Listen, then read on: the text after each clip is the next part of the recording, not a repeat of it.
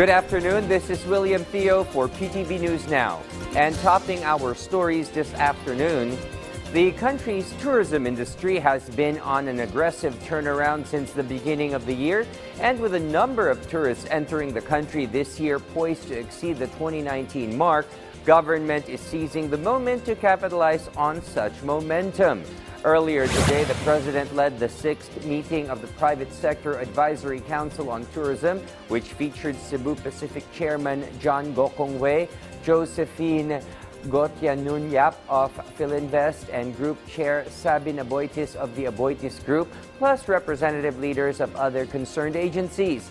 The president has sought a follow-up on his directive to the group earlier in the year to consolidate tourism services for a more convenient and pleasant travel experience for tourists, as well as listen to new recommendations to boost the industry.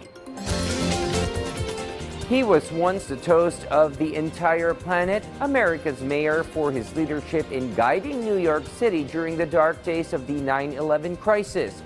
Then his choice to totally ally himself with a former president whose lies and conspiracy theories on a stolen 2020 elections he has defended and promoted to this day. His fortunes and reputation have since gone south. Yesterday, a New York City appeals court in the District of Manhattan handed down its ruling of disbarment against former New York City Mayor and federal prosecutor Rudolph William Giuliani, citing how the former NYC mayor baselessly attacked and undermined the integrity of America's electoral process and contributed to the national strife following the 2020 elections. Giuliani, through the spokesperson attorney Ted Goodman, vowed to appeal the latest disbarment ruling. In other news, climate scientists have warned on extreme weather temperatures hitting the planet as a result of climate change. And Hurricane Beryl, a Category 5 howler that hit the Caribbean more than a month earlier than usual, is yet one more proof of an ever-warming planet, as VOA's Aru Pandey reports. After carving a path through the southeast Caribbean, Hurricane Beryl is now barreling toward Jamaica, where fishermen like Clive Davis work to secure their boats. Yeah, and it developed so quick, from a tropical depression, so fast. History, them say, yeah, history. And this year's hurricane season is already making history, scientists say. What's unusual here is that it's forming earlier in the year than we expected. We normally get storms like this in August and September, and yet we're getting this in June and early July. In Washington, which has seen the hottest temperatures in nearly a decade, emergency officials on Tuesday briefed President Joe Biden and members of his cabinet on extreme weather.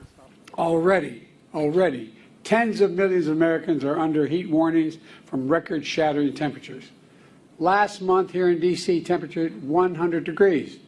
In Phoenix, Arizona, 112 degrees. In Las Vegas, 111 degrees.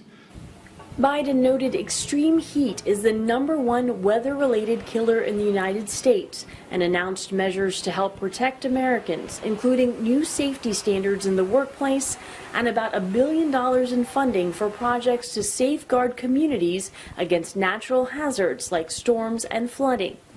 Scenes that are already playing out across the globe in places like New Delhi, India, which is now dealing with heavy rainfall after seeing a record high temperature of nearly 53 degrees Celsius in late May. It is getting hotter and hotter. This is not your mind playing tricks on you. This is physics. We're dumping greenhouse gases in the atmosphere. They trap heat, and the result is a hotter globe. Scientists say the high temperatures, rise in sea level, and changes in precipitation patterns will likely mean more storms like Hurricane Beryl.